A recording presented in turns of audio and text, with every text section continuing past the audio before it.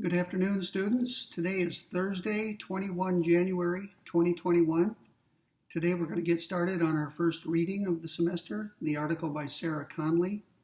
I forgot to tell you the other day when I met with you, what was that, Tuesday? I forgot to tell you that this is my 12th biomedical ethics course. I typically teach it every other year, so you could say I've been teaching it every other year for about 24 years now. And I can tell you that I enjoy teaching it every 2 years when it comes around. I always learn new things every time I teach it. So let's get started. I can also tell you that not only have I posted the essay by Conley on Canvas, so you don't have to go get it yourself in the library, but sometime either today or in the next couple of days, I will post the second essay, the one by Carl Cohen, on animal research. That is published in the New England Journal of Medicine, and I have a copy of it. I'll put it up on Canvas in the next couple of days. Now keep in mind, we're going to be spending 3 days in total on Conley. So today is only the first day, and that means both days next week will be devoted to Conley's essay. So Cohen's essay won't be discussed until the week after next. But in case you want to get started reading it early and thinking about it, I'll post it sometime today or in the next few days, sometime over the weekend probably. Okay, let's get started. I always like to tell my students a little bit about the authors of the essays or books that we're reading. So here are a few things I know about Conley. I've never met her, never had any communication with her at all. But I know about her. She's a well-regarded philosopher. She, as of this past December, a month ago, she was professor of philosophy at Bowdoin College. Okay, I got something that popped up on my screen, some Norton thing. Okay, it's gone. She was professor of philosophy and still is at Bowdoin College in Maine. That is a very old college, by the way. It was founded in 1794. And just to put that in perspective, George Washington died in 1799. So her college was in existence during the life of George Washington. And that's pretty old. UTA is old. It goes back many decades, but not that old. Conley has 3 Ivy League degrees, so she's very well educated. She has a Bachelor of Arts degree from Princeton University. She has a Master of Arts degree from Cornell University, which is in upstate New York. And she stayed there and got her PhD, or doctoral degree, also from Cornell. Cornell has a very good philosophy department, so she was well trained, well educated. At these Ivy League schools. Now, Conley has written at least 2 books. In fact, I think only these 2 books, but she's probably working on another book now. In 2013, she published a book entitled Against Autonomy, Justifying Coercive Paternalism. And in that book, she argued that government has a role to play in nudging people into making better decisions for their own health and well-being. So it goes a little bit against the grain. We like to think, in this country at least, that people are autonomous, people have a right to run their own lives, free of interference from government. People have a right to make bad decisions and learn from them. In this book, she argues to the contrary, that government should coerce us in various ways, or at least manipulate us so that we make better decisions for ourselves and others. Her second book, which was published in 2016, and it's a book that I used this past semester in my social and political philosophy course, that book is entitled One Child, Do We Have a Right to More? And her answer to that question is no. She argues in this book, at book length, she argues that nobody has a right to have more than one child. In fact, she goes further than that and says that it's wrong for people to produce more than one child. And as you can probably guess, her reasoning is that the world suffers from overpopulation, which is only going to get worse unless we get population under control. And so for the sake of other people and for the environment, we need to limit ourselves to just one child. Some people would already have had no more than one child, even without being persuaded of that. So she's really addressing herself to people who would like more than one child, but who are open to being persuaded not to do so. Okay, so she's a well-regarded philosopher. She has published some provocative books that are well-written. This particular essay was published in the year 2016, just 5 years ago, 4 or 5 years ago. The title of this essay is The Right to Preventive Health Care. And so she's going to argue that there is a right to health care, but it's limited. That's an important component of her essay. The right to health care is not unlimited. And that's because health care is costly. And there are other things in this world that we want besides good health. We want an education. We want security. We want to have adequate police and fire departments. We want national defense. We want to protect ourselves from external threats. So there are a lot of things we want besides good health. And that means that since money or resources are not unlimited, our health care is not unlimited. We're going to have to make some choices about what types of health care are justifiable and worth paying for, and which types of health care are not justifiable and not worth paying for. So with that in mind, let's get started. I'm going to cover about a third of the essay, and that's because we have 3 days to cover the whole essay. I'd like to leave myself room to explore certain things. I'm not just going to go through her essay, bing, bing, bing, and cover exactly what she says. Sometimes I elaborate on what she says.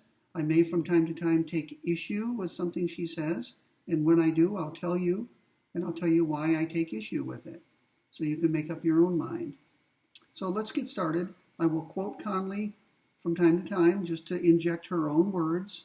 Sometimes I will paraphrase what she says, but I often like to quote the authors that we're discussing so as not to be accused of misinterpreting them. So let's get started on page 307, which is the first page of her essay. She says, quote, "The question I address in this article is whether or not there is a right to health care. Whether or not." So by phrasing the question that way, she appears to be leaving it open that there could be a no answer. In other words, she leaves it open whether the answer is yes, there is a right to health care, or no, there is not a right to health care. In fact, she does think there's a right to health care. She doesn't, unfortunately, argue for that right. And I'll come back to that point in a moment. Other people have argued that there is a right to health care. And I'll mention at least one of those authors in a moment. I'm working my way up to that point. So at least on page 307, she appears to be leaving it as an open question whether there's a right to health care. One problem with answering that question is it's ambiguous. The first question you need to ask and try to answer before you answer that question is, what do you mean by right to health care? First of all, what is a right? What does a right encompass? And what kinds of rights are there? And secondly, what type of health care would there be a right to if there were a right to health care? Would it cover anything that has to do with our health, or would it be limited to certain aspects of our health? For example, preventive care only. Maybe the right to health care covers only what Alan Buchanan calls a right to a decent minimum of health care. Okay? Just a decent minimum. So an annual examination, perhaps vaccines against the main diseases like measles and whooping cough, polio, things like that. Maybe the setting of broken bones, treatment for serious illnesses, and that sort of thing. So maybe there is a right to health care, but it's kind of a bare bones right to only a decent minimum of care. So the first question we should ask is, what are rights? I mean, we can't very well answer the question, is there a right to health care, without at least touching upon the question of what a right is. What does it mean to have a right? Well, philosophers and lawyers have made a number of distinctions within the class of rights. So let me give you a survey of some of these distinctions. Some philosophers and lawyers and others distinguish between negative rights and positive rights. Negative and positive. And the idea is pretty simple. A negative right is a right that other people leave you alone. It's a right to non-interference from others, including the government. So if I have a negative right, that means I have a right that other people leave me alone unless I give them permission to interfere with my conduct. Okay, so a negative right is a right to be left alone. A positive right goes further. A positive right is a right to have something or to have somebody do something for you. So if there is a right to health care, presumably it's more than a negative right to be left alone to take care of your own health. A right to health care for most people means a right to have treatment paid for by others. Remember, government produces no money of its own. So it's simplistic to say the government should pay for it. The government gets its money from people, taxpayers.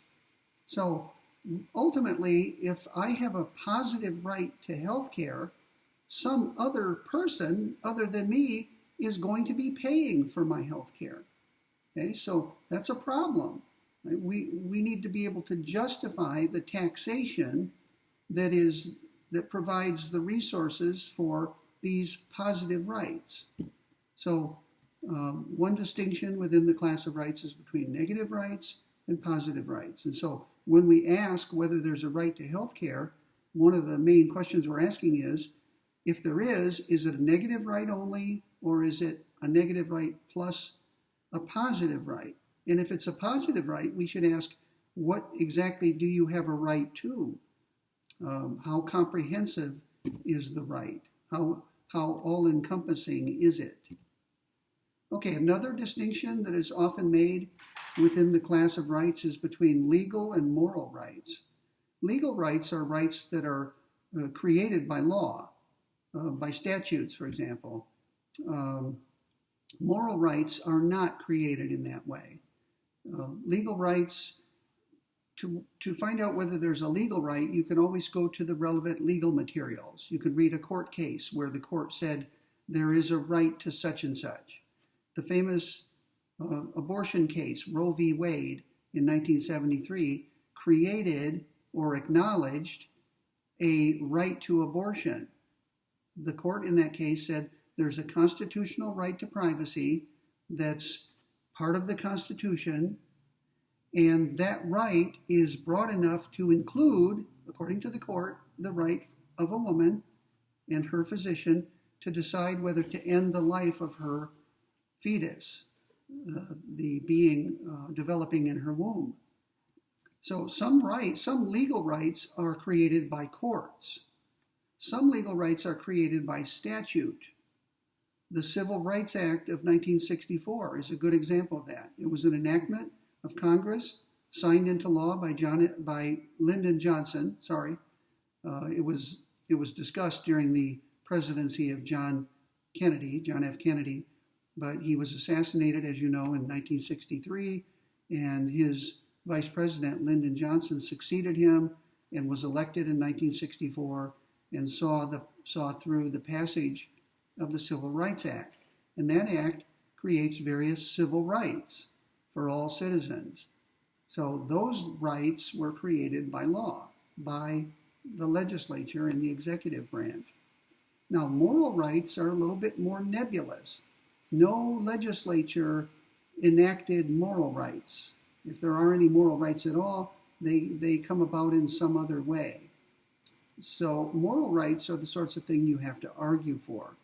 If you think that there ought to be a right to a college education paid for by other people, then you need to argue for that.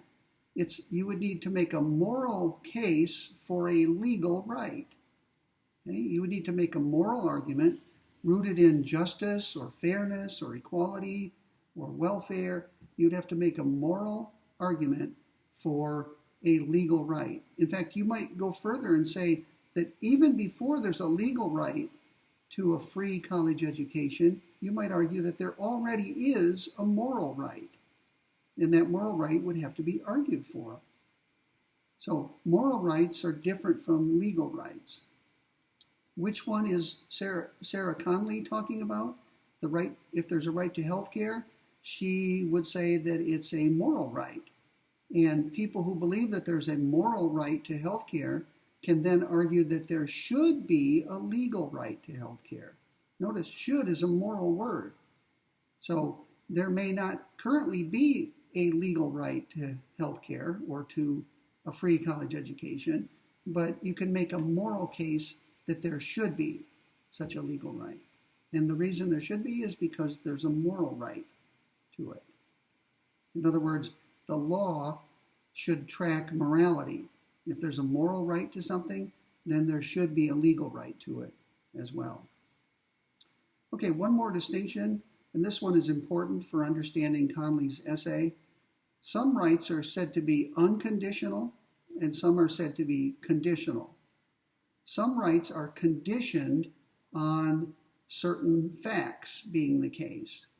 Some rights are unconditioned on any set of facts. So think of an unconditional right as a right that has no exceptions. Now, there may not be any such rights, or there may not be many such rights, but it's an idea that we can at least understand. Okay? Are there any absolute rights? Are there any rights that may never be denied no matter what the circumstances? Are there any rights that have no exceptions, in other words? So a conditional right would be a right that you have provided certain conditions are satisfied. An unconditional right would be a right you have whatever the conditions may be. So as between those two rights, certainly you would prefer an unconditional right. I would. I would want a right that has no exceptions to it rather than a right that does have one or more exceptions. Okay, moving along. Now that we've looked at different types of right, we should ask this question: what possible justifications are there for rights claims? You may claim to have a certain right when in fact you do not. And that's true of any claim, isn't it? I can claim to be Napoleon, but that doesn't make it the case that I'm Napoleon. I can claim that I can claim that Arlington is the capital of Texas, but that doesn't make it true that Arlington is the capital of Texas. So claiming that something is the case is one thing. It being the case is quite another thing. So if you claim to have a right, that's not the same as you having a right. That right would need to be justified. Your claim that you have the right would need to be justified in order for you to be said to have a right. So here's the question. What sorts of justifications are there for rights claims?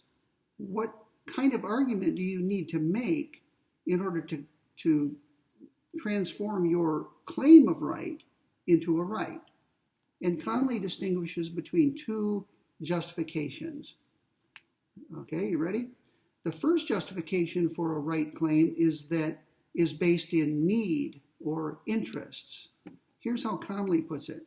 She says not all of this is Conley talking, some of it is. I'll use quotation marks when I get to the part where I'm quoting. We might say that a person has a right to X. Just let X be a variable or a placeholder. We could say that a person has a right to X because that person needs X. in order to, quote, live a minimally decent life, unquote. Those are Conley's words. Now, what would be some examples of this? Conley mentions things like food, education, and perhaps security. The reason we think people have a right to an education is because people need an education. People have an interest in being educated. Why do we say that people have a right to food or a right to eat? It's because eating is essential to living a minimally decent life, right? To avoid starvation or malnutrition. What about security? People need a certain amount of security in order to live their lives. We need security in our homes. We need this security as we move about in society. And typically it's police forces, fire departments, and so on who provide that security to us at public expense, paid by taxpayers ultimately. So we can call these rights that are justified in this way, we can call welfare rights. Now, don't confuse the word welfare as I'm now using it with what people call welfare, as in welfare payments, food stamps, and that sort of thing. There is a connection. The reason we call food stamps welfare is because its purpose is to promote the well-being or welfare of people who cannot provide for themselves adequately. So, once again, let's call those rights that are justified by need or interest, let's call those welfare rights. And let's coin another term. Welfare rights are possessed by any beings who are moral patients. A moral patient, as opposed to a moral agent, is someone who can be acted upon by others, someone who has a well-being or a welfare that can be affected by what other people do. So you're a moral patient as I am. Right? I'm a moral patient because others can do things that adversely affect me or that benefit me. Right? I can be made better off or worse off by things other people do. So whatever else I am, I'm a moral patient. That means I have interests, I have needs, I have a welfare or well-being, and that's what confers these welfare rights on me. Okay, you still with me? Notice something interesting. Animals are moral patients, at least mammals, and I would add probably other species or classes. Birds almost certainly feel pain. They have an interest in not suffering, but certainly all mammals do. So humans are not the only bearers or holders of welfare rights. Many animals are as well. Okay, let's move on to the second justification for rights. This one has to do with autonomy. Have you ever heard that word?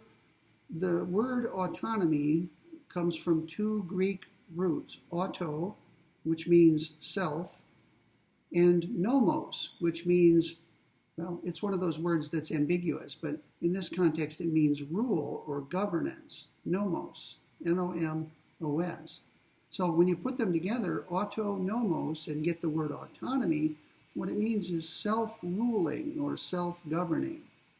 An autonomous being is a being that is capable of governing itself.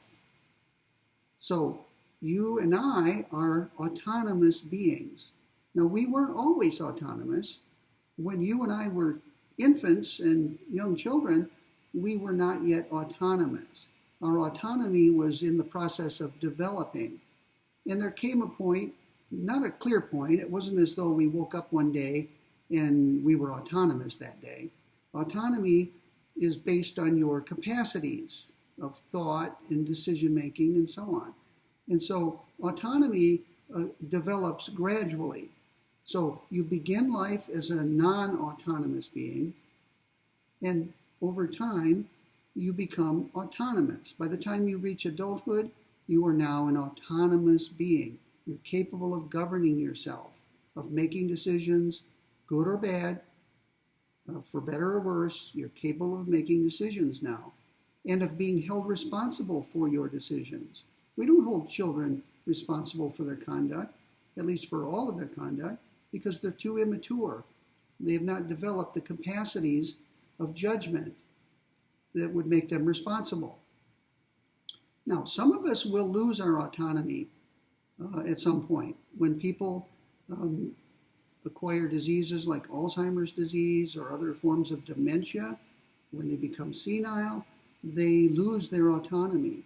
They, in effect, revert to infancy or childhood. So it's an interesting progression. Most people begin life non-autonomous. They move into a period of autonomy, which they may have for several decades. And some of them, those who aren't killed instantly, for example, or die quickly, they may become non-autonomous again, perhaps for many years. And when they do, decisions will have to be made for them by others. Now, there's a special word for this I haven't mentioned. It's called heteronomy. It's hetero and nomos. Hetero means other. Nomos, once again, means rule or governance. So a heteronomous being is a being who is not capable of self-governance, but who requires to be governed by others. That's the hetero part. So let me put the whole thing in those terms now. We begin life heteronomous. We eventually become autonomous. And then some of us will become heteronomous again because we can't govern ourselves and must be governed by others. Caretakers, surrogate decision makers, guardians, family members, that sort of thing. Okay, so that's just a quick sketch of what autonomy is. Think of it as self-governance or self-rule. Now, Conley says that some rights are justified because they're essential to our autonomy. We need certain things in order to be able to make decisions for which we're responsible. And here are some examples. We might say that people have a right to speak, a free speech right, because it's essential to their autonomy. If you were not able to speak freely on a variety of issues, we would be hard put to say that you're self-governing or self-ruling. Okay? If your speech is censored by government or by others, then you're not really autonomous. You're not capable of making decisions about what to say and what not to say. Freedom of religion, the right to practice one's religion, is essential to being an autonomous being. Right? Not everybody is religious, but many are. And those who are religious in different ways. They adhere to different religions. And they have different practices that go along with those religions. So the right to freedom of religion is essential, it would seem, to being an autonomous person, to kind of constructing your own life and living accordingly. And maybe the right to marry is essential to a person's autonomy as well. So the second justification for rights is autonomy. Some rights are essential to us being autonomous beings.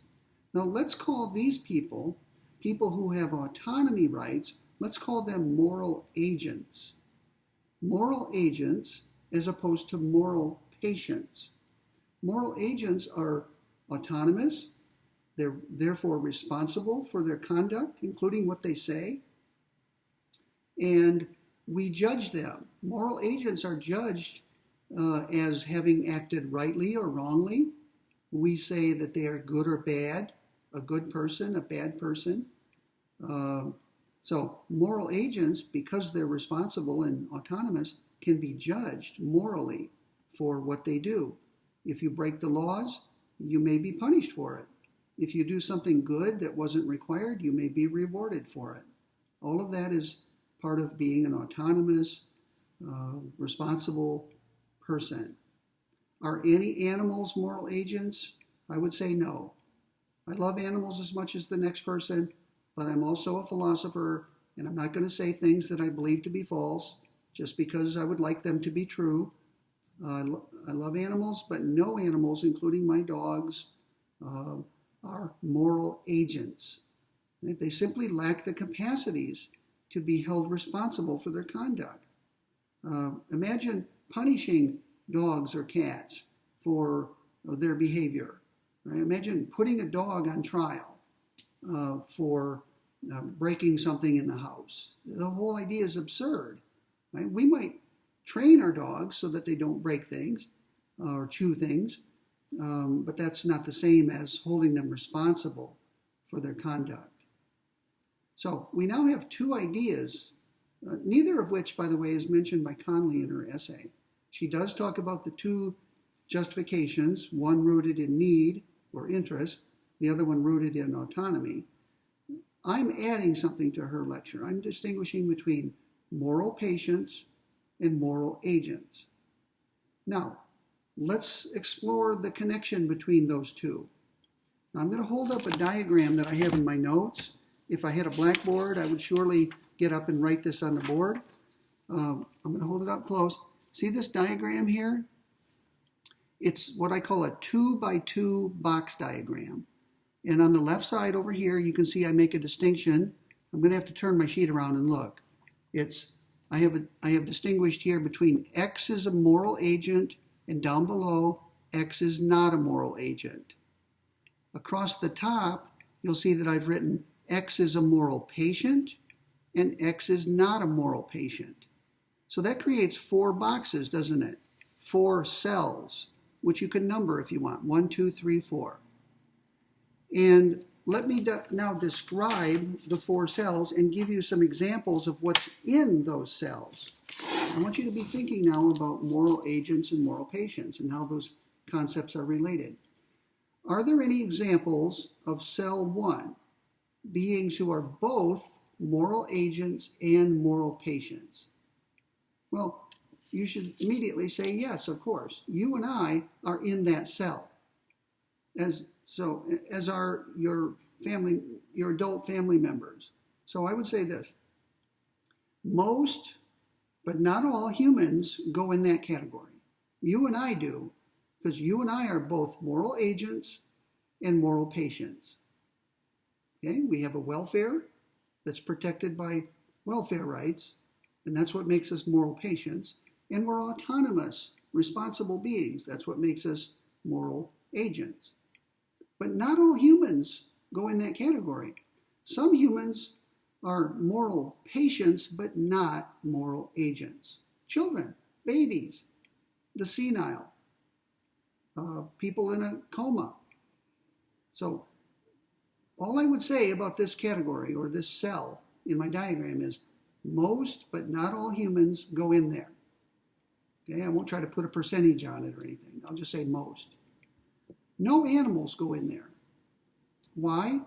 Because while animals can be moral patients, I said earlier, none of them is a moral patient. A moral agent. Okay, so no animals go in that category. Only humans, and not all humans. Okay, let's slide over to the second category, the one in the the northeast quadrant, if you will. That's the category of beings who are moral agents, but not moral patients. You may have noticed when I held the diagram, I had a special symbol in there. I had a circle with a slash through it. That's called the null set symbol. And what I mean by that is that's empty. That's an empty category, an empty cell. Why? Well, it's a category that includes moral agents who are not moral patients. Now, how could that be? Anyone who's a moral agent has a well-being, a welfare that can be promoted or set back, and therefore any moral agent is also a moral patient. So this category says it's beings who are moral agents but not moral patients. It's empty. So just put a null set symbol in there or write the word empty. Let's slide down to the southwest quadrant on my diagram. This is the quadrant that consists of moral patients who are not moral agents. So these are beings who have a well-being, they have interests, they can suffer, they can feel pain, but they're not moral agents. They lack the capacities to be held responsible for their judgments and their behavior. So who goes in this category? Here we have the rest of the humans. Well, maybe not all of the rest, but many of the rest of the humans. Children go in this category. Babies, the senile, the demented, the comatose, okay, the severely retarded go in there. Now that term is not favored anymore. I think the term now preferred is intellectually disabled. When I was in graduate school, we read articles where the author used the terms severely retarded and mildly retarded. And I don't know when things changed, but you're supposed to use intellectually disabled now. The problem with that is there was a useful distinction between the severely retarded and the mildly retarded. I don't know what to do about that if we've changed the name to intellectually disabled. Maybe we need to call them severely intellectually disabled and mildly intellectually disabled. So we kind of cluttered up the language, but maybe it's less offensive to people. Okay, so some humans go in that category. We can call it category 3. Most animals go in this category. Maybe not all animals, but most animals. Dogs, cats, cows, pigs, chickens, sheep, mice, rats, and so on go in this category. Why? Because they have a welfare or well-being. They can suffer. They have interests. And they are therefore moral patients. But because they lack the capacities that are essential for moral responsibility, they're not moral agents. One more category, number 4, it's the southeast quadrant on my diagram. What would these beings be like? These are beings who are neither moral agents nor moral patients. So what sorts of beings go in there? Well, some humans go in there. Now, you may be shocked to hear me say that. There are human beings who are neither moral agents nor moral patients? Yes. How about human beings who are in a permanent or irreversible coma? Right? Irreversibly comatose human beings. They're still human beings. They never lose that because that's a biological category. They're not moral agents. They may have been. Presumably they were moral agents at some point, but they've lost the capacity to make judgments and govern themselves, and they can't be held responsible for anything they do. So they're not moral agents, and I would argue they're not moral patients either, because being unconscious in a permanent coma, they have no sensations, they have no consciousness, they have no capacity to suffer, they really have no interests any longer. They don't even have an interest in continued life. So it should not be a surprise to you that human beings who are in irreversible comas are called, ready? Human vegetables. Okay? They're vegetables. They've reverted into plants. Well, maybe not reverted, but they are analogous to plants. They're still living in the sense that their body is still functioning, but there's nothing going on in their brain because of the coma. So some humans go in category 4. Some animals go in category 4. These would be the animals that are not sentient or sentient. Sentience is a word that means capable of suffering. And what animals would these be? I'm not talking about animals that are in a coma, reversible or irreversible. I'm talking about animals like insects, worms, mollusks like oysters or clams. Now, I'm not a zoologist, so it's outside of my expertise to know whether these animals can feel pain. My guess is that they don't, but I could be wrong. I would say insects, worms, oysters are not sentient, and therefore they don't even have an interest in not suffering. They have no interests at all. So if there are any animals in that category, they would go in category 4. If there are any animals who lack the capacity to suffer, then they would go in category 4 with the human vegetables. And of course, everything else in the world that's inanimate goes in there as well. Minerals go in there, artifacts, and plants. Plants are living organisms. They're clearly not moral agents, and they're not moral patients either, because they can't suffer. They're not conscious. They have no interests. So let me pause for a moment. I want to add plants to my diagram just because I may forget about it. And I don't want to forget about it. So I'm one of those people who's, whenever I think of something that I want to remember, I make a note of it so I don't forget it. Okay, so that's a little bit of an exploration that goes beyond Conley. She's the one who mentioned the 2 types of rights. Some of them are based on needs or interests. Some of them are based on autonomy. And I took it a little further, and I introduced these terms, moral patient and moral agent, and then we explored how they're connected and which beings go in each category. We'll come back to this taxonomy, this 2x2 diagram. We'll come back to it when we get to the second reading in the course by Carl Cohen. We're going to be talking about experimentation on non-human animals. And so we're going to have to ask, are any animals autonomous? Maybe the answer is no, but that doesn't mean they have no well-being.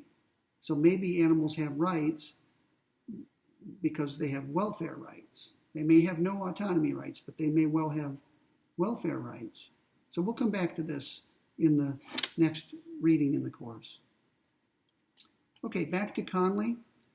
Conley says on page 308, quote, good health seems to fit within both these parameters, unquote. Now, what is she talking about?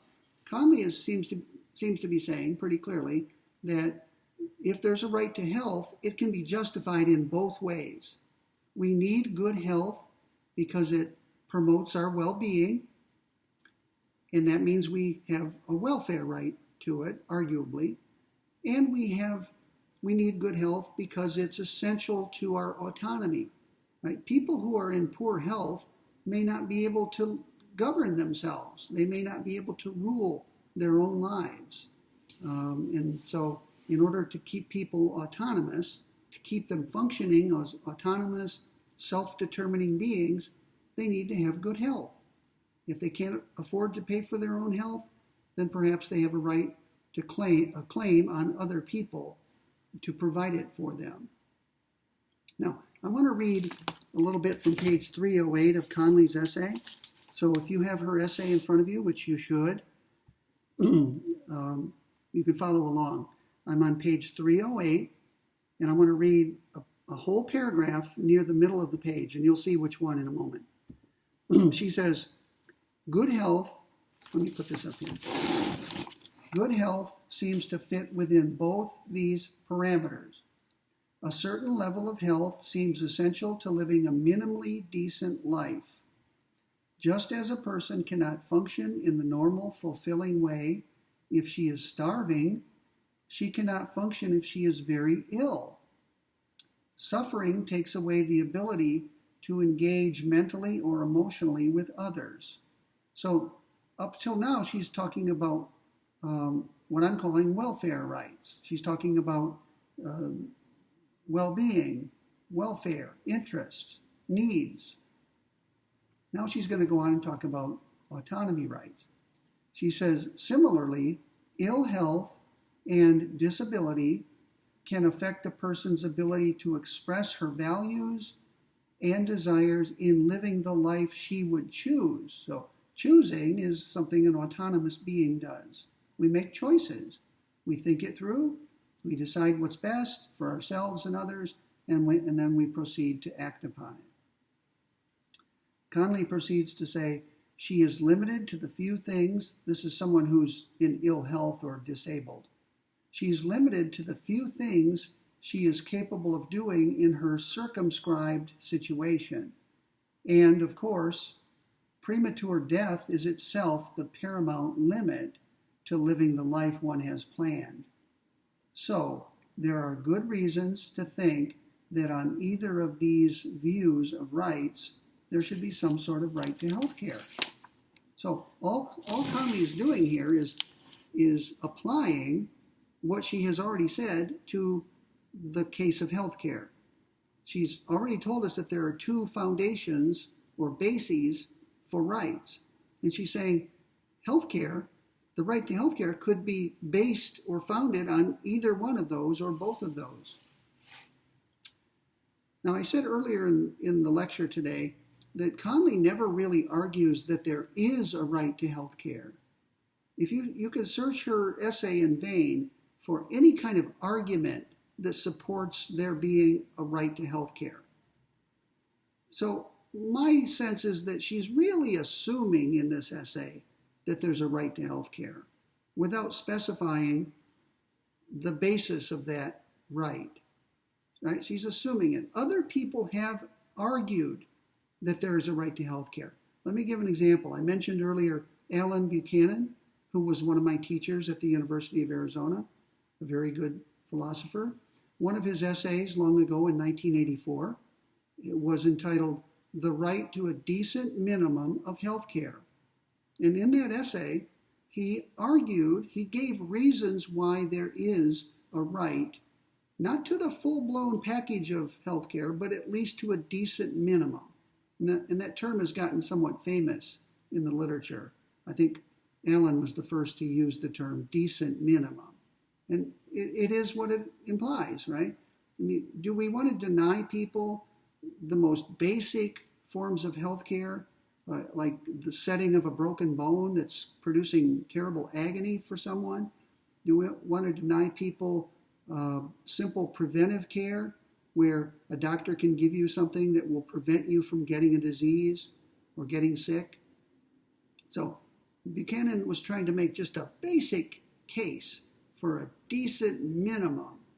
Of course, you shouldn't think that Alan thinks there's no more of a right than that. What he's trying to do is he's trying to get a wedge in the door, a foot in the door, sorry. I messed up my metaphor. He's trying to crack the door open. If there's a right to a decent minimum of health care, if that's been established, then you can now argue that there should be a right to a more robust package of health care services. So I think what Alan was trying to do, he was addressing himself to people who think there's no right at all to any health care. And his goal in this essay is to show that there's a right at least to a decent minimum, and then leave it to others to build upon that in arguing for a more robust or richer right, a package of healthcare rights. Now, probably the main theme of Conley's essay is to get you to realize that rights are not unlimited. So even if there's a right to healthcare, it's got to be limited, simply because healthcare resources are very costly and they're scarce, right? And because we have other needs and wants in society. We don't want to spend all of our gross domestic product on one thing, on healthcare. We want to spend a decent amount of it, a significant sum perhaps, but we want to leave enough for other things, national defense, education, security, and so forth. We've got to build bridges and libraries, right? That takes money.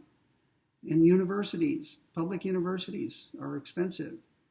So Conley wants to show that because healthcare is so expensive, that there have to be limits on the right to healthcare. And her goal in this essay is to describe some of those limits. Right? Where do we draw the line? Where do we say you have a right to this much healthcare, but not anything beyond it? And we've got to draw a circle and say, this is what the right to healthcare encompasses and no more. So Conley is against the idea of an absolute right to health care. Because if you go back to what I said earlier, an absolute right would be an unconditional right a right that must be provided or satisfied no matter what the circumstance is, no matter how costly it is to respect the right. So here's what Conley says on page 308. Quote, if the costs of something are too great and the benefits too few, people no longer support the claim that this is something that can be claimed as a right, unquote. So one of the things we look at when we decide how expansive a right is, we look at two things. How costly is it? How much does it cost to provide it? And how much benefit do we derive from it? So there are four combinations that I want to go over with you. What would be the easiest case to justify a right? Wouldn't it be where the benefits are large and the costs are low? If the benefits of healthcare are very great and the costs are low, it would be easy to make a case for a right to healthcare. Okay, what would be the least easy case to make for a right to healthcare? Wouldn't it be where the benefits are low and the costs are high? If the costs of supplying the right are very high, taking money away from other things we want and need, and if the benefits of the right are very low, then a very weak case could be made for a right to health care. Now, I said there were four combinations. What if the benefits are high, but also the costs? Well, you could still make a case for the right, but it would be not as strong as the case where the costs are low. And the fourth case is where the benefits of the right are low and the costs are low. If the costs are low, that's good. But what if the benefits are also low? Then there may not be much of a demand for such a right because we're not getting much out of it. We're not getting much good out of it. So keep in mind that rights are costly. There are opportunity costs in giving people health care or a right to health care. For every dollar we spend on someone's health, that's one less dollar we have for something else that we want or need. Have you ever heard the expression TANSTAFL? TANSTAFL. It's an acronym. It's the first letter of the following words. There ain't no such thing as a free lunch. There ain't no such thing as a free lunch. TANSTAFL. Now, it's bad English, right? Ain't, it's got the word ain't in it. It's a famous phrase in economics. Economists are fond of pointing out that everything we want is costly. There's nothing that comes free or often cheap. Everything has a cost. Someone may tell you that your lunch is free. What that means is you don't have to pay for it, but someone's paying for it. The food that you're eating had to be picked, it had to be, the plants had to be planted and irrigated and harvested and processed and transported to your table. So while you may not have paid for your lunch, somebody did. That's what economists mean when they say TANSTAFL, right? No such thing as a free lunch. Everything has costs. The costs aren't always visible, but they're there. And economists are trained to look for and find those costs. So we need to keep that in mind, Conley insists. It's one thing to say there's a right to health care and it covers everything that's related to one's health. But that's unrealistic. It doesn't take costs into account. We've got to set limits on health care for the simple reason, which I keep repeating, that there are other things we want besides health care, and we can't have it all. We've got to make tragic choices in society between different bundles of goods. We want education. We want health care. We want national defense. We want infrastructure, highways, bridges, libraries, universities. We can't have it all. And you might say, well, why not tax people more? If you tax people more, you can raise more money, and then we can have it all. But notice, in taxing people more, you deprive them of the ability to spend their own money. All right, and that decreases well-being as well as autonomy. So still, it's a tragic situation where we simply cannot have it all. And that means we need to make tough choices. And that's what this article is about. If we can't have it all in the way of healthcare, how should we distinguish between what's essential and what's inessential? Now, Conley goes on to talk about other rights. There are other rights besides healthcare that are limited. And let me just give a couple. How about the right to speak? Some people act like they're free speech absolutists. They say you should be able to say anything in any way to anyone at any time, however offensive it may be, however much it incites people to violence, however hateful it may be, however much it damages national security, and so on, however false it may be. I suspect that very few, if any, people are truly free speech absolutists. In other words, everyone acknowledges that the right to speak has limits. It goes this far, but no farther. Some people hold that you should be able to say anything except what damages or is likely to damage national security. You can't publish information that would damage, you can't publish information that you acquire about your government's activity in other countries, because that may make us vulnerable to other countries. They may now attack us or harm our national interests in some way. So many people would say that there's a limitation on speech for purposes of protecting national security. Some people think that it's legitimate to limit speech that is obscene. Right? There's a big body of law called obscenity doctrine. It governs not just various forms of pornography, but other disgusting speech that's offensive to others. So Conley's point is that there are other rights besides healthcare that are limited, and we don't have a problem with that. Okay? I think her view is that all rights are conditional rights. All rights are prima facie, to use a term I haven't yet used today. Rights are presumptive.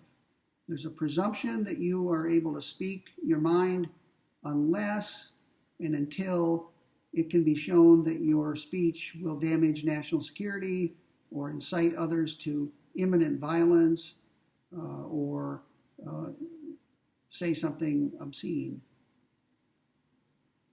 So, according to Conley, we're constantly making these calculations when we talk about rights. We're always, in fact, let me quote her from page 309. Conley says, quote, "We claim there is a general moral right to a good or an activity, but assert in particular cases that the right does not cover a specific behavior." And we just talked about speech. What about religion? We have a right to exercise our religion. In fact, it's protected by the First Amendment. It's one of our first rights, one of the most important. And yet, the Supreme Court has ruled that the right to exercise your religion is not unlimited. You can't, for example, you can't beat your spouse or your children just because your religion accepts it or permits it. I think here of something from the Old Testament, Deuteronomy 21, verses 18 through 21. Listen to this. Imagine someone who is an adherent of this religion and who tries to live up to what I'm about to read you. If a man has a stubborn and rebellious son who will not obey the voice of his father or the voice of his mother, and though they discipline him, will not listen to them, then his father and his mother shall take hold of him and bring him out to the elders of his city at the gate of the place where he lives. and they shall say to the elders of his city, this our son is stubborn and rebellious. He will not obey our voice. He's a glutton and a drunkard. Then all men of the city shall stone him to death with stones. So you shall purge the evil from your midst, and all Israel shall hear and fear. Unquote. That's Deuteronomy. That's a passage of a book, the Old Testament, that many people adhere to, or at least claim to. Now imagine somebody saying, the First Amendment confers on me a right to exercise my religion. This is my religion. My son is rebellious. I'm going to act on my religious beliefs and put my son to death. Is that encompassed by your right to exercise your religion? I think most people would say, no, it's not. Most people would say, you do have a right to exercise your religion, but it's limited. And this goes beyond the limits. Right? This is impermissible. Other things are quite permissible. You have a right to go to a church of your choosing, to any congregation. You have a right to associate with people who share your beliefs. You have a right to engage in rituals, as long as they're not harmful to others, like this one is. The Supreme Court has also said that your right to exercise religion does not encompass your right to sacrifice animals or to torture animals. Your religion may call for that, but your right to practice your religion is not encompassed by it, does not encompass it. Another right that we acknowledge to be limited is education. There's a legal right, and most people would argue there should be a legal right, to be educated at public expense, which means taxpayers, remember that, up until 12th grade. So we say that people have a right to a high school education, and they don't have to pay for it. It's paid for out of tax dollars, which are collected from all taxpayers. Okay? Why do we not go further and extend the right to an education to college, or even graduate or professional school? Why do we draw a line at 12th grade? Now there is, as you know, a debate in society today about expanding the right to a free education. Some people, I know Bernie Sanders has argued for this, advocate that people be able to go to college and not have to pay for it. Other people, remember, Canstaffel, there ain't no such thing as a free college education, according to an economist. Someone's paying for it. You are putting the cost off on others. If you take advantage of a right to a free college education, free in quotation marks, you're simply asking other people who may have never been to college, who may have no interest in going to college, but who have to work to pay taxes so that you can go to college. Now, you can see the way I've set it up. There could be an argument of unfairness here. Right? Why should people who chose not to go to college have to pay for people who want to go to college without paying for it? Now, I'm not taking sides on that, but that is the obvious argument against letting people go to college without having to pay for it. So Conley would say that the right to education is limited, and it's limited by the scarcity of social resources. What about the right to food? Another example. We say that people have a right to food or to eat. Right? People have a right to a minimum nutritious diet that will sustain them so they don't starve to death. And everyone would agree with that, I think. If you can't provide for yourself and your family, the citizens, the taxpayers of this country, will feed you until such time as you can provide for yourself and your family. And we have things like food stamps to make that possible. But Conley points out that the right to food does not include luxuries or delicacies. Your right to eat does not include a right to eat pâté de foie gras, which is paste of goose liver, literally. Right? It's considered a great delicacy. If you look into how it's produced, you might choose never to consume it. to participate in it. Anyway, many people consider it a great delicacy. What if someone made the following argument? I have a right to food. Even Conley acknowledges that. Therefore, since I would like to eat pâté de foie gras, I have a right to pâté de foie gras. Conley says, no, that doesn't follow. Your right to food is limited to certain basic foods that are adequate to keep you alive and functioning. Other delicacies that some people like, caviar, fine wine, right? Your right to eat does not encompass those things. Conley says on page 310, my right is not a right to whatever would make me happiest, but a right to have my basic needs met. Basic needs, not frivolous delicacies and luxuries. The right to property, as you know, is limited. You may own real estate, but that doesn't mean you can do literally anything you want on that property. The right to own property is limited. You cannot, for example, engage in dangerous blasting activities on your property. That would be considered a nuisance, and the government can come in and shut you down. Right? They can even deprive you of your property because you're using it in a dangerous way to other people. What if there happens to be a species of plant or animal living on your property that is on the endangered or threatened list kept by the federal government? Then that may limit what you can do to your property. You may want to build a pond on your property, but the government may come in and say you can't because it would threaten a particular species of insect or plant or fish or whatever.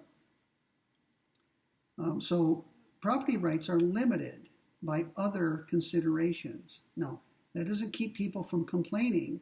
I very often hear people say that they should be able to do what they want on their property without interference from government. But it's a debatable point, but I do hear people say that. And finally, we're almost done for the day. What about the right to life itself? Everyone, I think, agrees there's a right to life, but no one would think that your right to life prevents you from being put to death if you're attacking someone with lethal force. Right? People have a right to defend their lives from others. So it's sometimes permissible to destroy people's lives when they're attacking innocent people. That's called self-defense. When they're engaged in unjust war and they're trying to kill you, a combatant, you may kill them first before they kill you. Most people would say that's a defensible, justifiable limit on the right to life. What about capital punishment? That's a controversial topic, but there are many people who believe that it's justifiable to put murderers, or mass murderers at least, to death once they've been duly convicted of their crimes. And some people believe that it's morally permissible to put to death people who are terminally ill and suffering and who are competent and who request to be put to death.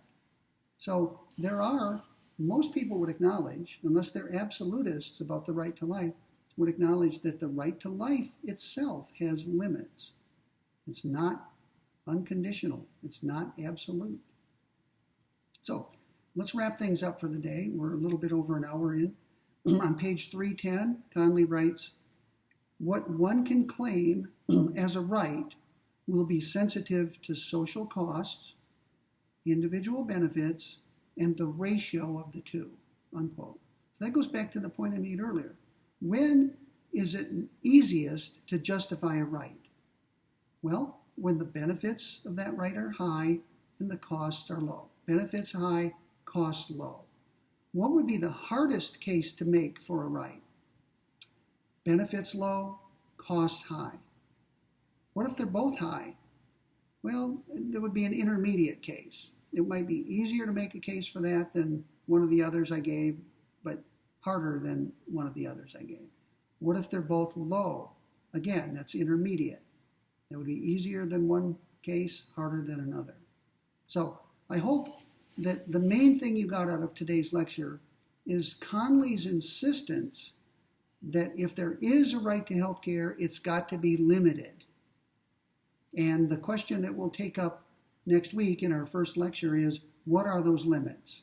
And we're going to talk about things like preventive care and how that differs from other types of care in healthcare, in medicine. All right, we're an hour and 10 minutes in. I won't always go that long. In fact, I thought this one might be completed in less than an hour or about an hour, but it went a little longer than I thought. So have a great day. Have a great weekend. Make sure you've read, probably by the first lecture next week, make sure you've read the rest of Conley's article. Carefully, slowly, if you haven't done so already. And make sure you make notes while you're watching my lectures and while you're reading the material. You still need to make lecture notes, even though I'm not in a classroom talking to you. Okay, we'll see you next week. I don't know which day. Just remember, I promised 2 lectures each week.